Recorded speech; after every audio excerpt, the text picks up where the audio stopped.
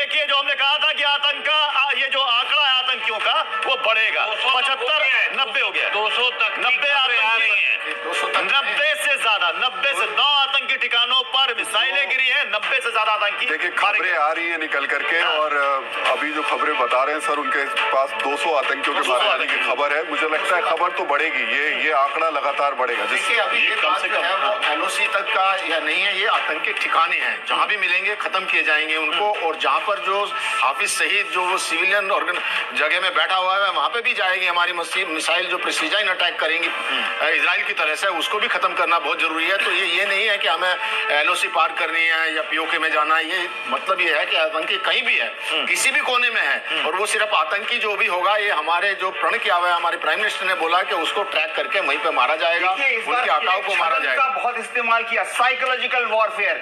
मोदी जी कल शाम को 8 बजे ऐसे देश की जनता से बात कर रहे थे जैसे कुछ हुआ ही नहीं, आराम से थे, कोई टेंशन में नहीं थे। सारे नेशनल मीडिया दिखा रहे थे मोदी जी को शांत एकदम, और भ्रम के लिए हमने क्या किया, साइकोलॉजिकल वॉरफेयर का एक हिस्सा होता है, हमने सब जगह खबर फैला दी कि ये आज तो शांति का दिन है, स्कूल कॉलेजेस में हम लोग एक सिविल ड्रिल करेंगे, सिविल डिफेंस एक्सरसाइज करेंगे। पाकिस्तान वाले भी थोड़ा सोचे 7 तारीख को तो ये सायरन बजाएंगे, सो गए थे। लेकिन मैं आपको बताता हूं, मैं अभी अपने एयरफोर्स के दोस्तों से बात कर रहा था, पाकिस्तान एयरफोर्स बहुत प्रोफेशनल है। देखिए मैं एयरफोर्स में था, 34 साल था, फाइटर पायलट था। पाकिस्तान एयरफोर्स ने भी, हमें नहीं भूलना चाहिए कि बालाकोट के बाद उन्होंने ऑपरेशन स्विफ्ट रिटॉर्ट किया था, जिसके तहत महज कुछ घंटे के अंदर उन्होंने वापस as a counter strike Indian army की पोजीशंस पर हमला करना शुरू कर दिया था।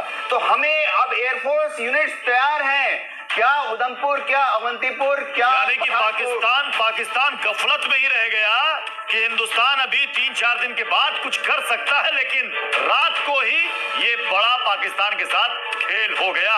इस बीच जानकारी जो सामने आ रही है, हिंदुस्तान ने कई बड़े देशों को इस अटैक के बाद तुरंत सूचित कर दिया।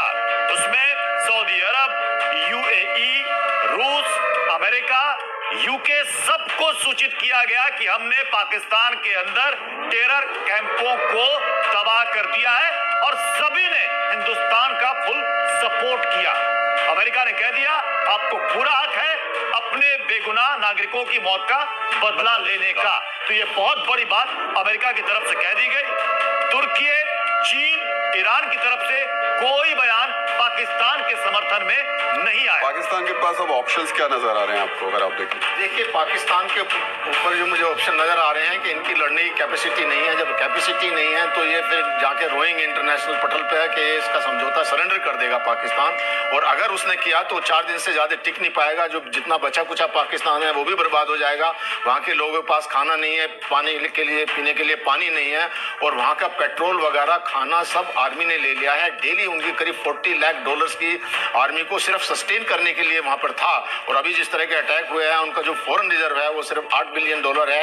आगे जो है उनको IMF कोई फंड देगा नहीं, FATF की ग्रे लिस्ट में दोबारा आ जाएंगे। तो देखिए सब कुछ चीज ये चलती है धन से, उनके पास मनी बिल्कुल भी नहीं है। 18% देने के लिए तैयार बजट बढ़ाया अपना रक्षा बजट, 18% बढ़ा दिया उन्होंने। बढ़ाने से क्या होता है, वो कागजों पे आप बढ़ाते रहिए, जब ग्राउंड पे कुछ है ही नहीं, जब खजाने में कुछ नहीं है, पेपर पे लिखते, उन्होंने 18% क्या बढ़ाया? उन्होंने जो है असेंबली के अंदर अपने जो उनके सेनेट हैं उनकी पे बढ़ा दी 140%। सर उसकी भी एक दूसरी तस्वीर थी, परसों उन्होंने स्पेशल सेशन बुलाया, उसमें सीनेटर्स पहुंचे ही नहीं।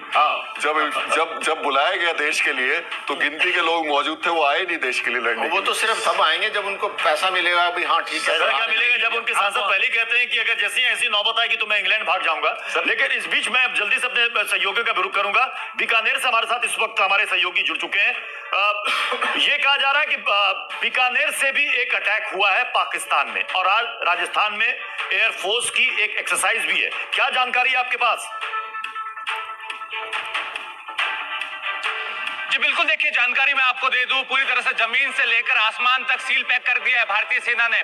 पाकिस्तान की तरफ खलबली बची हुई है। बहावलपुर का जो इलाका है, जो खाजूवाला, गंगानगर और बीकानेर से बॉर्डर से जो जुड़ा हुआ है, वहां पर खलबली की जो खबर है, क्योंकि जो जिस तरह से एयर स्ट्राइक भारतीय सेना ने की है उसके बाद खलबली पाकिस्तान में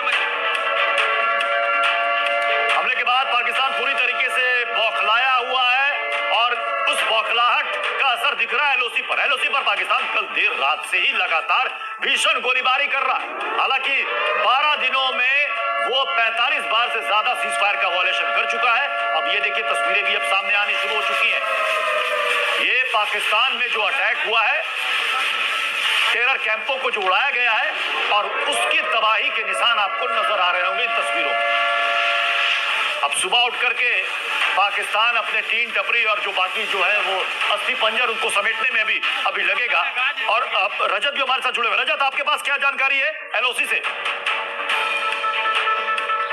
जी बिल्कुल, लगातार हम इस समय नौशहरा एलओसी पर मौजूद हैं, जो कि इसके अगर हम पार के इलाके की बात करें तो यहाँ पर जो कोटली का इलाका पड़ता है, जहाँ पर ये जो स्ट्राइक है वो की गई है, कई सारे लॉन्च पैड उड़ाए गए हैं और अभी अगर बात करें तो रुक रुक कर फायरिंग हो रही है। पर पुंछ इलाके की बात करें तो हैवी शेलिंग वहाँ पर हो रही है, आर्टिलरी फायरिंग हो रही है। इसके अलावा इसी को देखते हुए प्रिकॉशनरी मेजर के तौर पर पुंछ, राजौरी के साथ साथ जम्मू, सांबा और कठुआ इंटरनेशनल बॉर्डर पर भी पूरी तरह से स्कूलों को बंद कर दिया गया है। शैक्षणिक संस्थानों को यहाँ पर फिलहाल के लिए अगले आदेश तक छुट्टी दे दी गई है, क्योंकि पाकिस्तान लगातार नापाक साजिशें जो है वो रचता रहा है और अभी भी जिस तरह से उसने एक बड़ा जो घाव है वो देर रात झेला है, अब उससे कहीं ना कहीं वो कोशिश कर रहा है कि जम्मू कश्मीर में हमले कर सके और इस तरह की। और एक और बड़ी खबर आ रही है ऑपरेशन सिंदूर से जुड़ी हुई। पल पल की हर अपडेट जी न्यूज पर आप देख रहे हैं।